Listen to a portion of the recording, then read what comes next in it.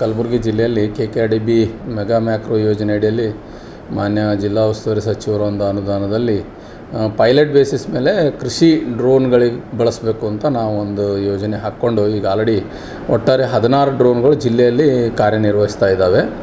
ಈ 16 ಡ್ರೋನ್ಗಳಿಗೆ ತಾವೆಲ್ಲ ಜಿಲ್ಲೆಯ ರೈತ ಬಾಂಧವರು ಫೋನ್ ಮೂಲಕ ಆದೇಶ ಕೊಡ್ಬೋದು. ಈ ನಮ್ಮ ವಿಡಿಯೋದಲ್ಲಿ ಅದರದ್ದು ತಮಗೆ ಪೋಸ್ಟನ್ನು ಶೇರ್ ಮಾಡಲಾಗ್ತದೆ. ಆ ಕಾಂಟ್ಯಾಕ್ಟ್ ನಂಬರಿಗೆ ಕಾಲ್ ಮಾಡಿ ತಾವು ಆರ್ಡರ್ ಮಾಡ್ಬೋದು.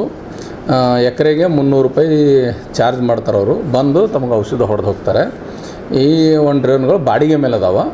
ಅದಕ್ಕೆ ನಮ್ಮ ಜಿಲ್ಲೆಯ ಎಲ್ಲ ರೈತ ಬಾಂಧವರು ಕಾಲ್ ಮಾಡ್ಬೋದು. ಸೀನಿಯಾರಿಟಿ ಮೇಲೆ ಒಂದಾದಮೇಲೆ ಒಂದವರು ಹೊಡಿತಾರೆ.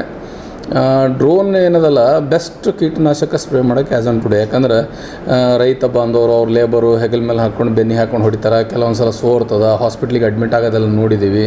ಹೀಗಾಗಿ ಇದು safest mode of spraying chemicals ಯಾವುದಂದ್ರೆ ಕೀಟನಾಶಕ ಅಥವಾ ನಮ್ಮ ರೋಗನಾಶಕಗಳಿಗೆ ಒಳ್ಳೆಯದಂಥ ಒಂದು ಸ್ಪ್ರೇಯಿಂಗ್ ಮಾಡೋಂಥದ್ದು ಸೇಫ್, ಮನುಷ್ಯನಿಗೆ ಸೇಫು.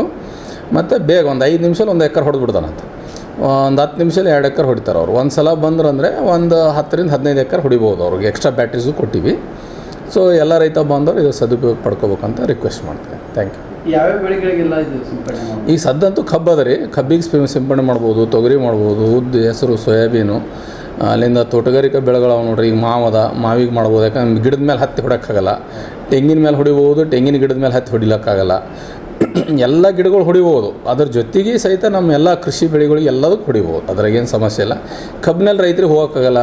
ಹೈಟ್ ಆದಮೇಲೆ ತೊಗರಿಗೆ ಹೊಡಿಲಕ್ಕೆ ಹೋಗಿ ಮುಖದ ಮೇಲೆಲ್ಲ ಚೆಲ್ಲಿ ಕಣ್ಣಾಗೆಲ್ಲ ಬಿದ್ದು ಸಮಸ್ಯೆ ಆಗ್ತದೆ.